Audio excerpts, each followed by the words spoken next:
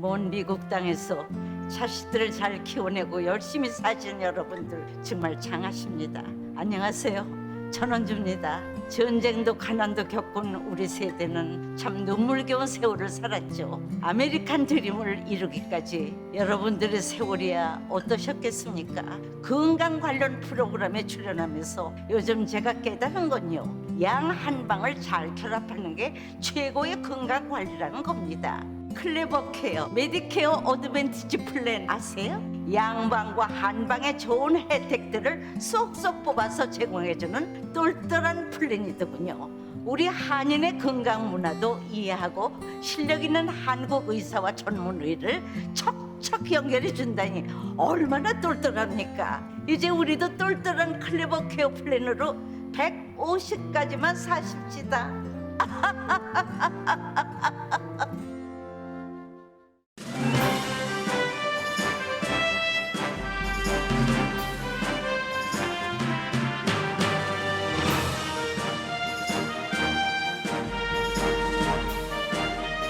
새해 복 많이 받으세요.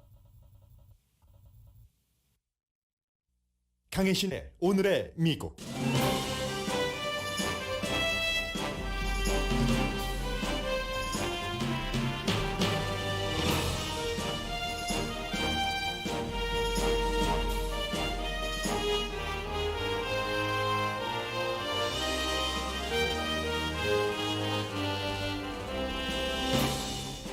N95 마스크와 테스트 기구가 무료로 배포되기 시작했습니다. 테스트 기구 신청은 어제 오후부터 받았고 N95 마스크는 다음 주부터 배포됩니다.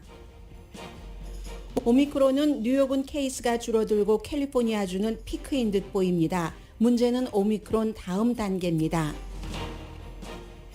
뉴저지주가 아시안 아메리칸 역사를 공립학교 필수 과목으로 가르치는 두 번째 주가 됐습니다. 플로리다주는 공립학교와 민간 회사에서 백인이 불편함이나 죄책감을 느끼지 못하도록 하는 법안 통과를 추진하고 있습니다.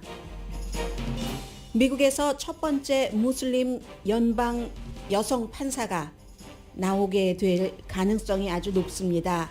누스렛 자한 초우드 프리 지명자는 방글라데시 아메리칸으로서도 첫 번째 연방 판사 지명자가 됐습니다. 바이든 대통령은 오늘 단독 기자회견에서 현안에 대한 기자들의 질문을 받습니다. 트럼프 전 대통령의 자녀들은 뉴욕 검사와 의사당 폭동조사팀에서 소환장을 받았고 루디 줄리아니와 시드니 파웰 변호사도 의사당 폭동 사건과 관련해 소환장을 받았습니다. 마이크로소프트사는 논란이 많은 비디오 게임 회사 인수 계획을 발표했고 AT&T와 버라이존은 공항 인근에서 5G 확장을 연기했습니다.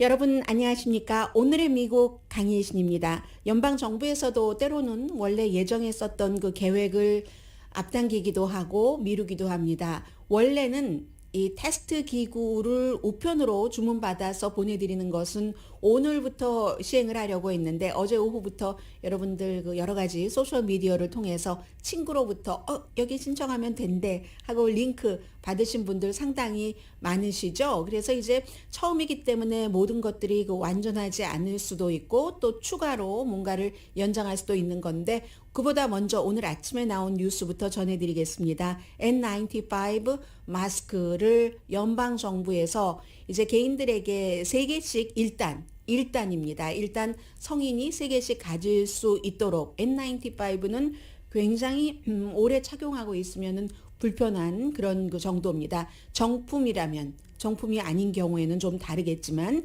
그래서 이러한 것들을 연방정부에서 이번 주말에 이것은 개인에게 주는 것이 아니라 뭐 약국이라든가 마켓 안에 들어있는 약국도 되고요. 그런 약국 체인에 전부 배포를 하거나 아니면 여러분들께서 이 코비드-19 시대에 클리닉을 많이 방문하셨을 겁니다. 그 같은 클리닉에도 배포를 합니다.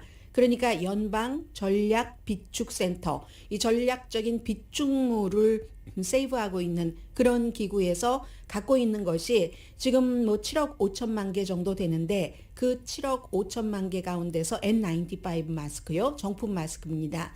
이 마스크를 4억 개를 국민에게 줘서 성인에게 한 3개 정도 해당된다는 거거든요. 그러면 어린이들은 어떻게 하는가? 이것도 처음이기 때문에 어린이들에 대한 그 안전한 마스크도 뭐 사이즈도 다르고 하기 때문에 곧 그 프로그램도 발표를 하게 된답니다. 미국 역사상 국민에게 나눠주는 마스크. 글쎄요, 미국 역사상 국민에게 뭐 과거에는 모르지만 현재 한 3, 40년 동안은 마스크를 나눠준 적은 없었는데 가장 큰 규모라고 얘기를 하고 있고요. 이 같은 것이 결정되기까지에는 연방 그 의회에서 의원들의 역할도 컸습니다. 버니 샌더스 상원 의원이 무소속이지만 민주당과 같이 투표를 하고 있는 버니 샌더스 의원이 바로 이 같은 내용의 안을 지난주에 발의를 했습니다. 그리고 이제 일단 성인들이 3개씩 가질 수 있도록 약국 같은 데 가면 어떤 뭐 절차가 있겠죠. 내가 받았다는 사인을 해야지 된다든지 그렇게 하고 나서 2월 초에 추가로 또 배포를 하는 부분이 있다고 합니다. 그러니까 이제 좀 기다려봐야지 되고 또 오늘 바이든 대통령이 로스앤젤레스 시간으로 오늘의 미국 끝나고 나서 몇 시간 뒤에 기자회견을 하니까 그때쯤이 되면 더 자세한 내용이 나올 것 같습니다. 테스트 기구 웹사이트는 어제 신청하신 분들 많으시죠? 저도 처음에 조금 혼돈을 했습니다.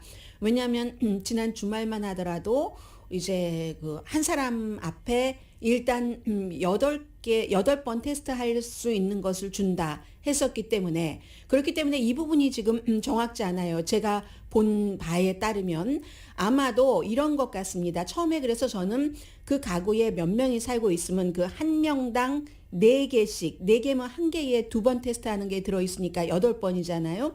그게 이제 대통령이 원래 지난번에 기자회견에서 얘기를 했었던 것이고 그렇기 때문에 그 선입견으로 저도 한 가정당 4개, 8번 테스트할 수 있는 게 아니라 1인당 그 4개, 그래서 8번 테스트할 수 있는 것으로 착각을 했었습니다. 그런데 일단 이렇게 covid.covidtest covidtest.gov 연방정부 할 때의 gov 빅토리 할 때요. 그렇게 해서 하면 바로 이제 그 우정국과 연관이 되거든요. 그래서 여러분들 이름 쓰시고 주소 쓰시고 하나 이메일은 옵션입니다. 전화번호는 없었어요. 이메일 옵션으로 쓰면 이게 어디쯤 가고 있는가 트래킹 할 수 있는 그런 시스템인 것 같아요. 그렇게 해서 오늘 하기로 했던 것을 어제 오후부터 했기 때문에 어제 오후에 신청하시는 분들이 굉장히 많으실 겁니다. 그래서 그럼 이런 분들은 어떻게 해야지 되나요? 한 가정인데 그 주소로 4개, 8번 테스트할 수 있는 것을 보낸다는 건데 제가 처음에 말씀드렸던 것처럼 우리 가족이 몇 명인데 하고 하나의 주소에 여러 명 가족을 따로따로 신청을 하신 그런 경우는 어떻게 해야지 되는 건지 아직 거기에 대한 정확한 가이드라인도 없기 때문에 만약에 여러분들께서 그렇게 우리 가족이 뭐 3명이니까 3명 것을 이제 따로따로 해야지 되거든요. 한 번에 이름 몇 개를 적을 수는 없기 때문에 그 경우에는 어떻게 되는지에 대한 가이드라인도 나올 것 같고 처음이니까 지금 너무 바쁜데 그 일일이 그런 것을 다 어떻게 구분하는지도 잘 모르겠습니다. 그래서 모든 것은 지금 뚜렷한 부분이 있고 뚜렷하지 않은 부분이 있습니다. 어제 오후에만 하더라도 한 70만 명 정도가 접속을 했다고 하니까 오늘은 더 많이 하시겠죠. 공식적으로 발표가 나왔으니까. 그리고 이 몇 시간 동안에 70만 명이었는데 그 이후까지 다 합치면 어제 연방정부의 웹사이트가 얼마나 많겠습니까? 그 웹사이트의 반이 바로 이런 것이었다 하는 뭐 이런 것을 알고요. 그리고 배달을 여러분들께서 어제 신청을 하셨으면 배달될 때까지는 7일에서 12일이 걸린다고 하는데 이것도 아직 정확하게 알 수 없습니다. 그리고 또 하나는 어떤 형태로 하냐면 보통 상식적으로 저는 처음에 그렇게 생각을 했었거든요. 순서대로 하지 않을까. 내가 먼저 신청을 했으니까 그게 아니랍니다. 이 테스트 기구를 보낼 때도 코비드-19 케이스 발생 케이스가 많고 병원 입원율이 높고 사망 케이스도 많고 이런 지역부터 발송을 한답니다. 그러니까 지난번에 캘리포니아주 정부에서 경기부양책 체크를 그 당시에 이제 몇백 달러인가를 사람들에게 보냈을 때도 여러분들께서 어느 곳에 사시느냐에 따라서 로스앤젤레스 카운티에 사시면 빨리 받으셨고 오렌지 카운티에서는 아직도 받지 못하신 분들이 계시다고 하는데 그런 형태로 이 테스트 기구도 쫙 보고 정부로서는 목표가 코비드-19을 빨리 잡는 것이기 때문에 그 목표에 합당한 그런 순서로 배달을 한답니다. 물론 뭐 이것도 완벽하지는 않겠죠. 일단 그렇게 한다고 하니까 이 부분도 역시 바이든 대통령이 오늘 오후 기자회견을 할 때 조금 더 새로 나올 수 있는 그런 부분도 있을 것 같고요. 지금부터는 오미크론의 현재의 현상 그리고 백신과 부스터의 역할 그 다음 단계는 어떻게 되는가를 전해드리겠습니다. 현상은 지난주 초부터 몇 군데 먼저 시작한 지역은 지금 그 케이스가 줄어들기 시작했습니다. 커네디컷, 뉴욕이라든가 뉴저지, 메릴랜드 이런 데가 토요일에 그 뉴욕 같은 경우 40만 명 테스트를 했을 때 그 양성 반응이 12.9%였다고 하거든요. 그러면 일주일 전에는 20%였습니다. 그래서 전반적으로 평균을 내보면 앞서 말씀드린 커네디컷, 메릴랜드, 뉴욕, 뉴저지는 최근에 지난주 초부터 지금까지 30% 케이스가 줄어들었습니다. 그리고 케이스가 10% 같은 기간에 한 열흘 동안에 줄어든 곳이 있습니다. 콜로라도주, 플로리다, 조지아, 매사추세츠, 펜실베니아. 캘리포니아는 지금 피크로 보인다고 전문가들이 얘기를 하고 있습니다. 이 피크가 어느 만큼 지속이 될지 바로 오늘부터 피크에서 떨어질지는 알 수 없습니다만 피크이기 때문에 이제 앞으로 그 입원율도 그렇고 사망률은 보통 이 감염되고 나서 평균 한 3주일 뒤로 보고 있거든요. 그러니까 캘리포니아주는 그 사이에 지금부터 앞으로 몇 주일 동안은 더 병원 입원율이나 사망률 같은 거 많이 볼 수도 있고요. 이미 피크를 쳤다고 하는 다른 동부의 여러 개 주에서도 사망률은 당분간 더 나올 수가 있습니다. 병원은 여전히 붐비고 있으니까는요. 그리고 이제 오미크론이 처음 시작해서 빨리 케이스가 지금 30%나 줄어들었다 하는 지역에서는 병원 입원율도 역시 마찬가지로 줄어들기 시작했습니다. 사망률은 조금 더 지속될 테고요. 백신을 말씀드리겠습니다.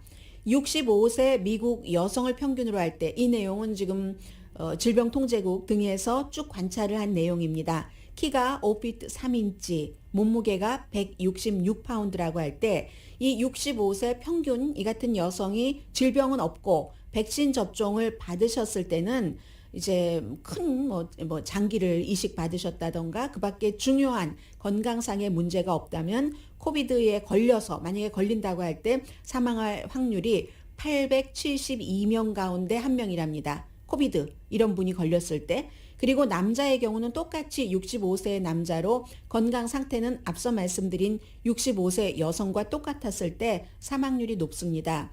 434명 코비드에 걸렸다 백신 접종 받고도 건강할 때 그때 434명 가운데 1명 사망률 나오고요.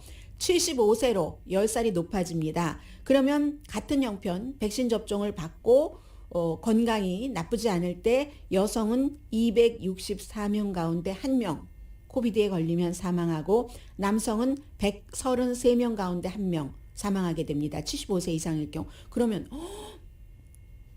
많은 것 같은데 심각한데 예, 심각할 수 있죠. 그렇지만 다른 위험만큼은 아닙니다.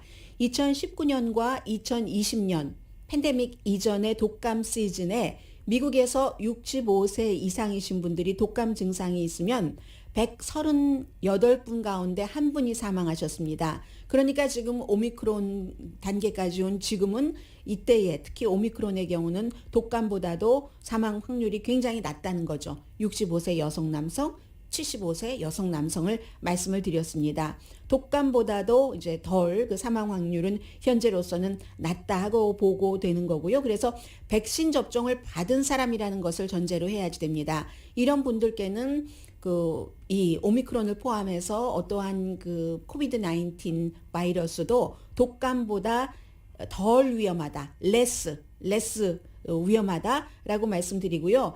그리고 또 하나는 이제 오미크론이 전염률이 너무 많았기 때문에 너무 많은 사람을 감염을 시켰습니다. 빠른 시일 안에. 왜 빠른 시일 안에 자신을 불태우고 쓰러지는 짧은 기간 동안에 12월, 1월 이 동안에 그 오미크론이 퍼졌기 때문에 사회 전체보다는 개인을 본 피해자는 분명 있었지만 사회 전체적으로 엄청난 위협이 되지는 않았다는 거죠. 또 백신 접종이 많이 이루어졌기 때문에. 그럼 여기까지는 백신 접종을 받으신 분입니다. 부스터샷 접종까지 마치신 분들. 리서치라는 영국의 이곳에서 연구하시는 분의 말을 인용을 했는데 스위스요. 영국이 아니라. 왜냐하면 스위스에서 지금까지 쭉 이 팔로우업을 했던 것입니다. 코비드로 인한 사망률을 세 그룹으로 나눠봤습니다. 백신을 안 맞은 사람, 백신까지만 맞은 사람, 부스터샷까지 맞은 사람 해서 이렇게 볼 때 사망률이 만약에 스위스에서의 케이스입니다. 백신 접종을 받지 않으신 분이 코비드-19에 걸렸다 할 경우는 걸린 사람 10만 명 가운데 15분이 사망을 했고요. 그리고 완전히 백신 접종을 받으신 분들은 사망률이 부스터샷까지는 맞지 않으시고 그런 분들은 뭐 한 2분 정도, 그리고 부스터샷까지 맞은 경우는 거의 사망률이 없다는 거거든요. 그래서 이제 이런 케이스를 보면은 부스터샷은 확실히 굉장히 보호를 한다는 것이고, 어떤 분들은 이제 오늘의 미국에서도 백신 접종을 많이 강조하니까 그거 무슨 독재도 아니고 무조건 백신을 맞으라고 하는데 그 부작용이 있는 사람 어떡하느냐라고 말씀을 하시는 분이 계시는데요. 백신 접종은 물론 예외가 있다는 것은 전제로 해야지 되죠. 그러나 예외는 얼마나 되겠습니까? 일반 국민을 100%라고 할 때 예외가 있죠.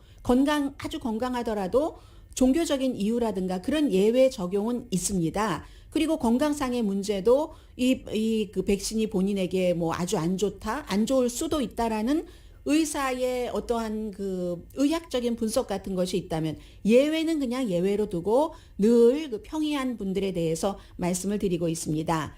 그리고 이제 그러면 제일 중요한 건 지금부터의 단계입니다. 오미크론이 캘리포니아주에서도 피크고 내려간다고 하면은, 그럼에도 불구하고 아직 미국 병원은 꽉 차 있고 하루에 2,000명이 코비드-19으로 숨지고 있습니다.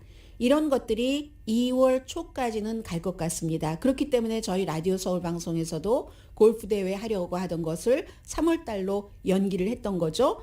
그리고 아무튼 지금 3월 중순까지 12월 중순부터 지금 3월 중순까지 그때는 오미크론이 한창이었을 때 적게는 뭐 5만 8천 명, 많게는 30만 명 정도 12월 중순부터 3월 중순까지 그만큼 사망할 것이다 라고 보고 있는 겁니다. 사망은 항상 오미크론에 걸리고 나서 몇 주일, 적어도 몇 주일을 걸리고 나서 사망을 하시는 거죠. 그렇기 때문에 이제 2월 초까지는 조금 조심을 하셔야 된다 하는 계산이 나오고 있는 거고요.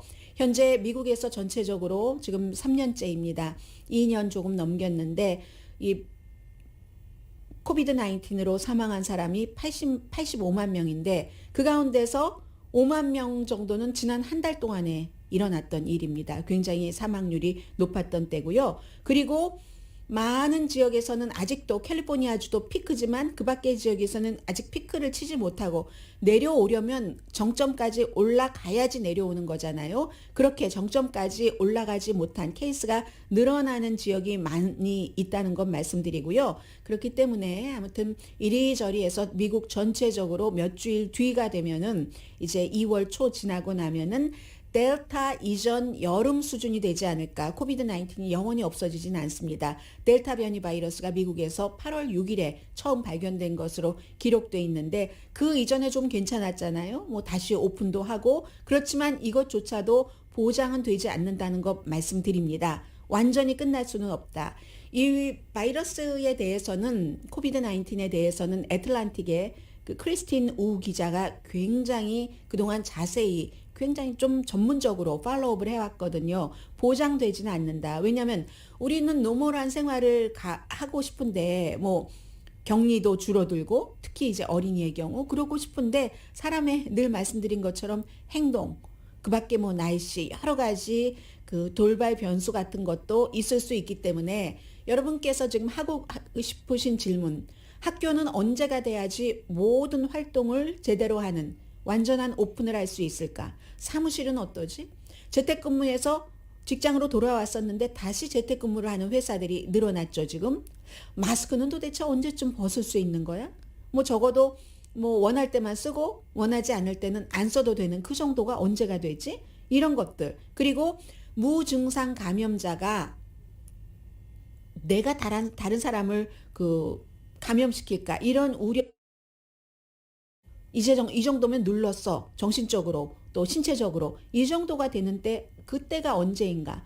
기간을 말해봐라. 여름이냐 가을이냐 이렇게 물어보면 정말 까다로운 질문이죠. 이런 때는 답하기 어려운 문제가 어려워서 그런 게 아니라 트리키하다고 할까요? 곤란한 거예요. 여러 가지 변수가 있기 때문에. 그렇기 때문에 지금은 이 오미크론이 물러나고 있는, 그러니까 미국 단어로 표현하면 뭐 리트리트하는, 퇴각하는, 후퇴하는 이제 그런 시점이라고 볼 수는 있는데 완전히 없어지는, 완전히 스탑. 이것은 아직 모른다는 거죠. 그렇기 때문에 그때까지는 우리가 열심히 마스크 쓰고 할 것 다 해야지 된다 하는 거고요. 아무튼 또 이 오미크론이라던가 코비드 19에 감염되고 나서 회복됐다 하더라도 기억력 같은 것은 오랜 동안 좀 증상이 마일드하다고 하더라도 기억력 같은 것을 잃어버리시는 분들이 계시다고 하니까 일단은 안 아픈 게 우선이라고 생각이 되고요.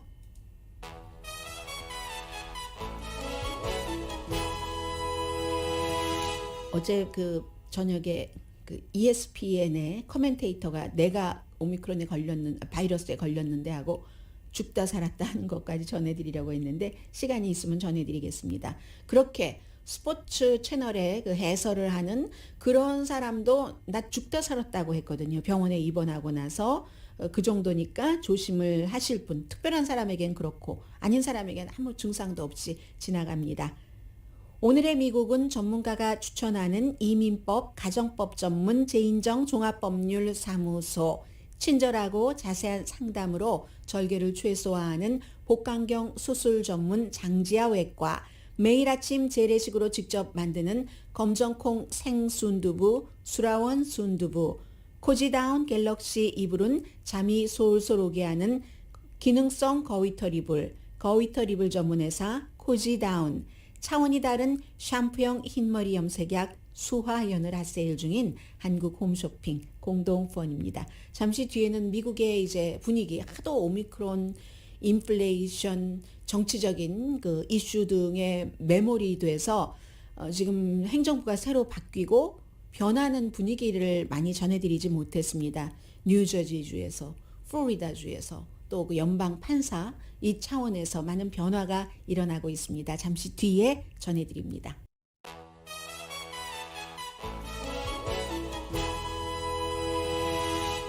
라디오 서울 방송 오늘의 미국 듣고 계십니다. 에이시안 아메리칸이 요즘 조금 잠잠해졌습니다만 캠페인, 우리 에이시안 아메리칸을 혐오하지 말아라, 이런 캠페인은 이어지고 있습니다.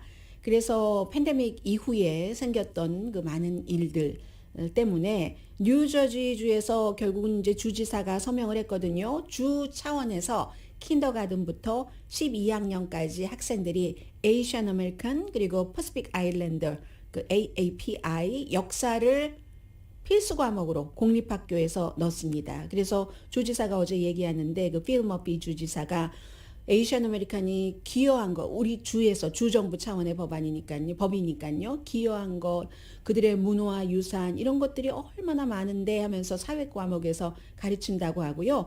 그리고 주 교육부에 에이시안 아메리칸 유산, 문화유산, 헤리티지 이런 위원회도 구성을 했습니다. 오랜 기여를 했음에도 불구하고 그동안 여러 가지 인종 차별적인 것을 바탕으로 해서 희생자가 됐다. 특히 이제 팬데믹 기간 동안에 폭력적인 희생자가 됐다 해서 주의 상원의원 빈 가펄 민주당의 상원의원이 이제 발의를 했고 아이들이 학교에서 에이시안 아메리칸이기 때문에 얼마나 혐오 범죄의 대상이 됐는가, 혐오 범죄를 당했는가 하는 것들을 부모님들이 이 법안이 의회에서 통과되고 그리고 주지사가 서명하기 전까지 많이 증언을 했습니다. 자, 그러면 그래서 앞으로 지금부터 역사를 에이시안 아메리칸 역사를 가르치게 되는데 첫 번째 주는요. 뉴저지주가 그렇게 주 정부 차원에서 킨더가든부터 고등학교 때까지 하는 두 번째 주가 됐는데 첫 번째 주는 일리노이입니다. 시카고가 있는 일리노이주가 7월 달에 이 같은 결정을 해서 이미 지금 공립학교에서 반영이 되고 있습니다. 뉴저지주를 말씀드렸으니까 제가 어제 보도해드린 것 가운데서 한 가지 정정하겠습니다. 잘못 보도해드렸었습니다. 뉴저지의 주지사 말씀을 드렸는데 이 버지니아의 주지사가 공화당인 건 맞습니다. 그런데 뉴저지는 민주당 주지사가 그대로 유지를 하게 됐는데 필 머피 주지사, 다만 이 말씀을 드리려고 하다가 순간적으로 착각을 한 것 같습니다. 이 필 머피 주지사가 원래 선거 그 전까지 굉장히 큰 표 차이였기 때문에 뭐 진다는 것은 상상할 수도 없는 정도가 되다가 어느 순간 이 선거에 다가오면서 막 하루 전날 이틀 전날까지는 정말 거의 접전일 정도까지 갔거든요. 그만큼 공화당이 좀 위로 떠올랐다. 상대 후보고요. 그렇기 때문에 버지니아는 뭐 지역에 따라서 뭐 진보와 보수와 중도가 약간 섞여 있는 주라고 할 수 있고 하긴 어느 주는 안 그렇겠습니까? 캘리포니아 주도 마찬가지인데요. 그렇고 하는데 아무튼 그래서 이제 보수적이다 이렇게 말하는 것보다는 그냥 여러 가지가 이제 공화당 색이 강한 보수적인 주입니다. 더군다나 지금 이제 플로리다의 주지사가 굉장히 이 코비드 19 이후에 자신 앞으로 대선 후보를 바라보면서 보수 쪽으로 많이 가고 있으니까 플로리다주에서는 뉴저지주와는 좀 다른 반대라고도 할 수 있는 그 같은 법안이 마련될 가능성이 높아 보입니다. 그 법안의 내용은 공립학교와 민간 회사가 백인을 불편하게 하거나 백인이 죄책감을 느끼게 하거나 우리 선배가 크면은 뭐 다른 인종을 차별하면 안 된다 하고 그 트레이닝 내지는 무슨 오리엔테이션 같은 곳에서 많이 가르치잖아요. 법적인 책임이 있기 때문에 회사 차원에서 그런 것 때문에 그렇습니다. 백인이 불편함을 느끼지 않도록 이게 특히 주지사가 상당히 지지하면서 여기저기서 많이 얘기하고 있는 이슈고 주상원 교육위원회에서는 이게 하도록 당파적으로 플로리다가 공화당이 강하니까 통과시켰습니다.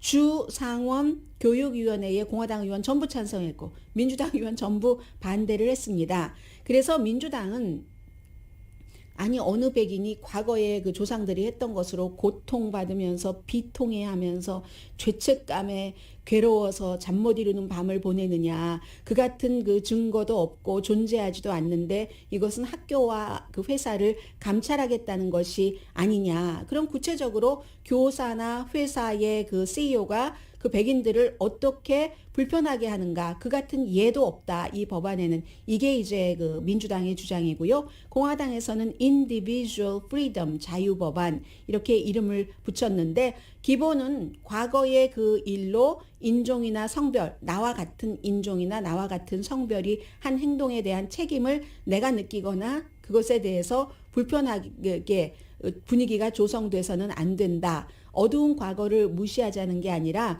과거의 죄를 현재의 누구의 잘못이라고 하지 말자 이런 그 뜻이라고 하고요. 아무튼 이렇게 보면 결국은 이것도 플로리다 주에서 통과가 되더라도 백인을 불편하게 하지 말아라 하는 법안이 통과가 되더라도 당연히 법원으로 가야지 될 것 같습니다.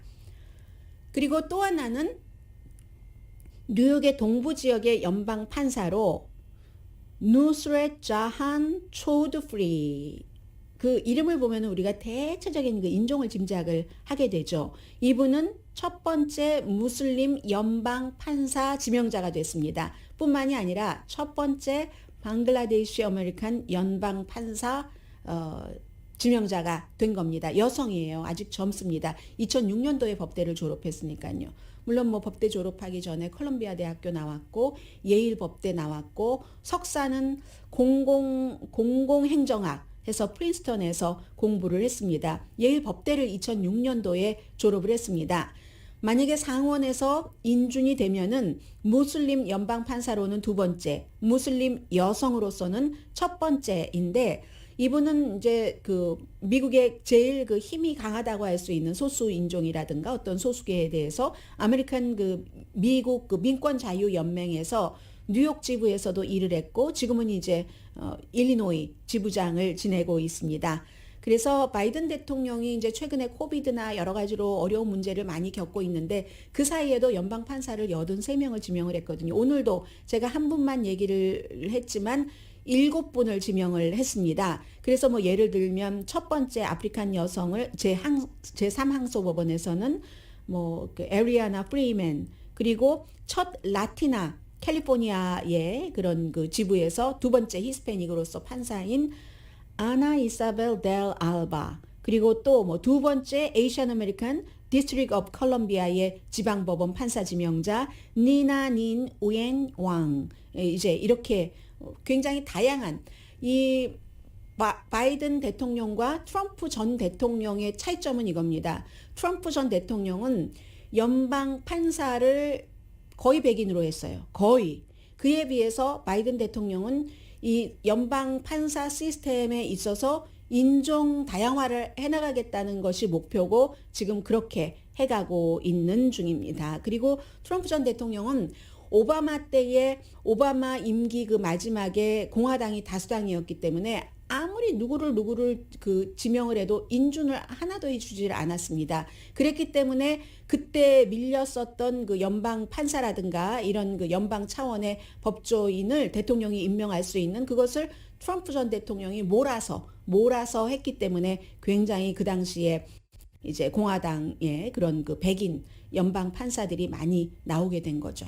잠시 뒤에 경제 뉴스, 그리고 경제라기보다도 세상이 지금 뭐 내가 관심 있는 분야는 아니지만 이렇게 돌아가고 있네 하는 테크놀로지 분야에서요 뉴스 전해드립니다.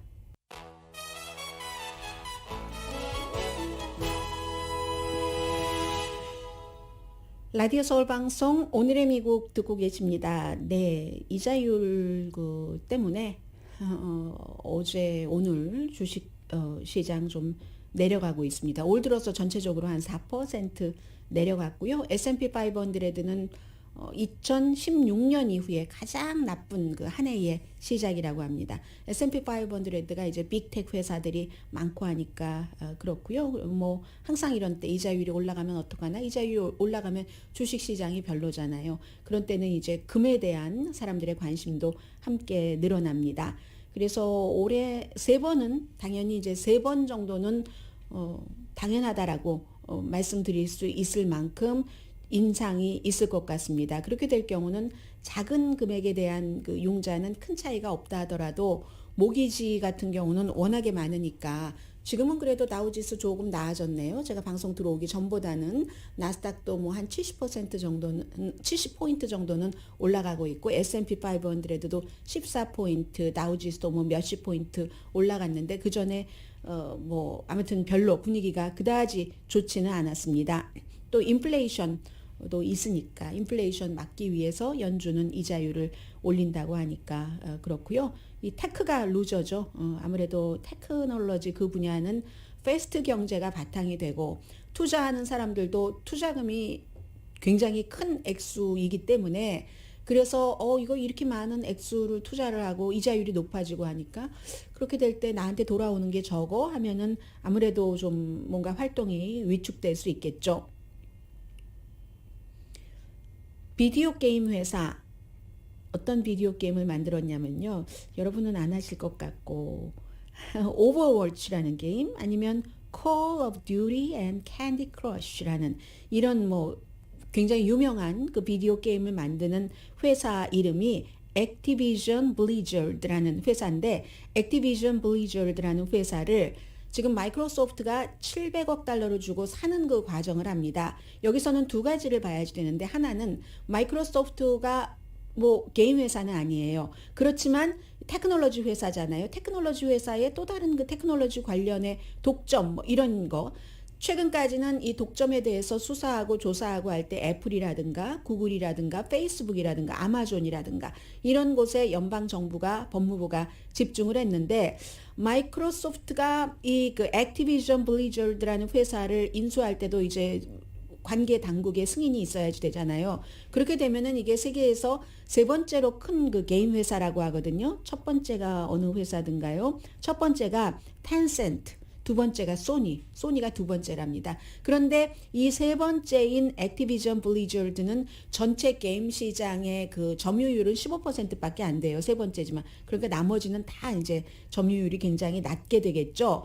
그런데 이게 게임에만 한정된 게 아니라 게임하면은 우리가 모바일 폰이 연결돼야 되고 콘솔, 뭐 PC, 그 퍼스널 컴퓨터, 또 뭐 크라우딩 게이밍 이런 것들이 있기 때문에 새로운 미래잖아요. 그래서 아니 마이크로소프트가 그렇게 큰 회사가 이제 게임까지 이런 그 독점 부분이 있고 또 하나는 이 액티비전 블리자드라는 회사가 최근까지도 남자와 여자를 상당히 차별을 한다. 그 차별이 어느 정도냐면 남자들끼리 술 먹고 어울리고 하면서 여성들에게 성희롱하고 해도 아무 일도 하지 않다가 결국은 이제 이런 회사가 팔릴 수도 있고 하는 분위기가 오니까 7월부터 지금까지 한 30명을 해고했답니다. 거의 남자들이겠죠. 그런 일이 있는. 그래서 심지어는 캘리포니아의 공정한 고용 그리고 주택 어떤 그 국이 있는데 지난해 이 회사를 고소했습니다. 여자 직원을 정말 그 함부로 그 성희롱을 하고 그리고 나서 신고하고 뭘 해도 그 남자가 별 영향을 받지 않고 회사는 계속 부정을 했었죠. 그런 일 없다 했는데 결국 최근에 몇 개월 사이에 30명을 7월 이후에 해고를 했습니다. 그래서 이 두 가지 면에서 주목을 받고 이제 마이크로소프트 같은 회사도 뭐 넷플릭스에서도 뭐 여러 가지 비슷한 것을 하고 있잖아요. 뭐 리얼리티 쇼도 하고 뭐 게이밍에 관한 것도 있고 한국 프로그램 뭐 아람브라 궁전의 추억 같은 게임을 완전히 게임이 주제인 그런 그 프로그램도 만들고 하니까 마이크로소프트도 지금 차고 나가는 것으로 보이고요. AT&T와 버라이존이 그 공항 근처에 5G 확장을 연기했다는 것은 미국에서는 어제부터 굉장히 빅뉴스였는데 일반 사람들이 그 생각할 때는 이 점을 보시면 될 것 같습니다. 지금 5G 굉장히 주목을 하고 있는데 모든 속도가 빨라지고 하니까는요. 그런데 그것을 할 때 우리가 알지 못하는 영향이 너무 많답니다. 예를 들어 공항에는 관제탑이 있고 그 관제탑에 여러 가지 시스템으로 교신을 하고 그 모든 것들이 사람들의 안전에 관한 건데 이 5G의 흐름이 그 같은 안전, 관제탑 주변의 여러 가지를 교란시킨답니다. 그래서 유나이티드 아랍 그 에미레이츠 항공이 여러 위험해서 안 되겠다 해서 취소시켰거든요. 운항을. 보스턴, 시카고, 달라스, 포트워스요. 휴스턴, 마이애미, 뉴욕, 그 올랜도, 샌프란시스코, 시애틀 일단 운항을 중단했습니다. 그럼에도 불구하고 이 에미레이츠 항공사의 뉴욕이라든가 로스앤젤레스, 워싱턴 DC는 그대로 운영이 되고 있지만 델타도 이거 위험해서 우리 할 수가 없다 하면서 여러 가지를 취소를 했거든요. 그래서 5G를 해서 뭐 중국과 경쟁을 한다면 또 이제 이런 문제들이 있다는 것. 항공사 측에서 너무너무 거부하는 몸짓을 보이고 있기 때문에 지금 그렇게 돼 있고요. 잠시 뒤에야 오늘은 정치 뉴스를 브리핑 해드리게 됐습니다.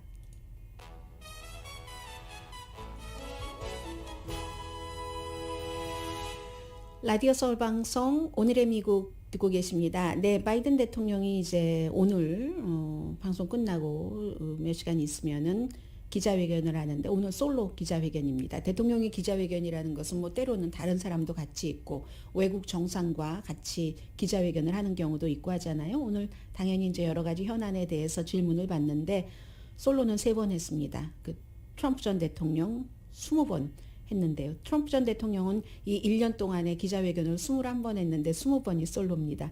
오바마 대통령의 경우는 어제 제가 16번이라고 말씀드렸는데 다른 곳에서는 또 20번으로 계산하기도 하거든요. 그게 이제 외국 정상과 같이 이런 것들 다 포함해서 그러는 것 같고 아무튼 대통령의 기자회견에는 돌발적으로 어느 그 기자가 어떠한 질문을 했을 때 대통령의 답변이 무엇인가가 나올 수가 있기 때문에 중요하고요. 오늘은 당연히 이제 이 코비드 19에 대해서 말할 것 같습니다. 또 민주당으로서는 지금 굉장히 힘든 날이기도 합니다. 지금 투표 그 자유법이라든가 이거 오늘 상원에서 통과되지 않고 그것을 통과시키기 위해서 의사진행 방해, 뭐 필리버스터를 조금 바꾸는 이러한 것도 통과될 것 같지 않고 그러니까 failed 하는 그래서 융자 받을 때와 빚을 갚을 때 완전히 그 다 나와 있던 내용들입니다. 나와 있던 내용들인데 조금 구체적인 것들이 나오는 거죠. 뭔가 융자 받을 땐 자산을 크게 부풀리고 말하자면 뭐 본인의 뭐 10,000스퀘어핏 정도 되는 그런 그 타워에 있는 그 자산을 한 33,000으로 부풀린다던가 그러면서 또 뭐 또 다른 거 할 때는 또 재산을 굉장히 축소한다던가 이런 것에 대해서 아들과 그 딸이 관여를 했었기 때문에 그 사업과 뭐 증언으로 나와라 하고 있고 의회 조사단도 역시 트럼프 주니어와 여자친구죠. 킴벌리 길호의 전화 기록을 소환을 했습니다. 이것은 의사당 폭동 사건과 관련해서 왜냐하면 뭐 아들이 아버지에게 이거 저기 지지자들 물러나라고 하십시오라는 것을 비서실장을 통해서도 했다고 하니까 그런 것 같고 그리고 또 하나는 루디 줄리아니와 시드니 파웰도 의회 의사당 폭동 사건 그 조사팀이 소환을 했습니다. 소환한다고 다 나가는 건 아니에요. 다만 나가지 않을 때 어떤 그 벌을 받는 그런 절차는 남아 있고요. 미국이 금요일에 미국의 국무장관과 러시아의 그 외무장관이 만나서 이 우크라이나 사태에 대해서 논의를 하는데 유럽과 이 러시아의 그 문제에 대한 논의는 합의를 이뤄내지 못했습니다. 그런데 이제 이렇게 될 경우는 지금 계속 뭐 블라디미르 푸틴 러시아 대통령도 만약에 우크라이나를 침공했을 때 잃어버릴 것이 많다고는 하지만 미국과 유럽의 영향력이 자꾸만 우크라이나 쪽에 들어가니까 그걸 떼놓으려는 법적 조치 같은 것, 성명 같은 것을 받아놓으려고 하는데 우크라이나에 침공하더라도 본인에게는 여러 가지 위험이 있는 것이 사실이지만 이거 뭐 나토 가입이라든가 뭐 여러 가지 뭐 분명하게 러시아에서 원하는 쪽으로 우크라이나에 대해서 미국이나 유럽이 해주지도 않는 것 같고 그럴 경우는 조금이라도 이제 침공을 할 수 있는 가능성도 있을 수도 있다고 보는 전문가들이 조금 늘어나고 있는 시점입니다. 그런데 그렇게 될 때 당장 오는 것이 그 러시아의 루블화가 가치가 많이 그 내려갔더군요. 어제를 기준으로 할 때 11월부터 지금까지 달러에 대비해서 한 뭐 9% 정도 그 내려간 거거든요. 그러니까 러시아와 미국이 어떠한 나쁜 냉랭한 관계를 갖게 될 때 그때는 분명히 미국과 다른 나라에서 러시아에 대해서 경제 제재를 할 것이다. 이런 그 계산을 하고 투자가들의 반응을 하기 때문에 루블화의 가치가 낮아지는 거죠. 오늘의 미국은 전문가가 추천하는 이민법, 가정법 전문 제인정 종합법률사무소, 친절하고 자세한 상담으로 절개를 최소화하는 복강경 수술 전문 장지아 외과, 매일 아침 재래식으로 직접 만드는 검정콩 생순두부 수라원 순두부, 코지다운 갤럭시 이불은 잠이 솔솔 오게 하는 기능성 거위털 이불, 거위털 이불 전문회사 코지다운, 차원이 다른 샴푸형 흰머리 염색약 수화연을 핫세일 중인 한국 홈쇼핑 공동폰이었습니다. 10시에 좋은 아침, 좋은 하루 방송됩니다. 스타벅스도 연방대법원에서 미국 정부가 민간 회사에 백신 접종 의무화를 할 수 없다고 판결을 했기 때문에 직원들에게 백신 접종 의무화했던 것 지금 걷어냈고요. ESPN의 그 커멘테이터 스티븐 스미스 씨는 새해 전날 이 바이러스에 감염돼서 입원했는데 103도 열이 올랐고 춥고 땀이 났고 두통 대단했고 나 죽는 줄 알았다 라고 백신 안 맞았으면 의사들이 그렇게 얘기를 했대요. 강희신이었습니다.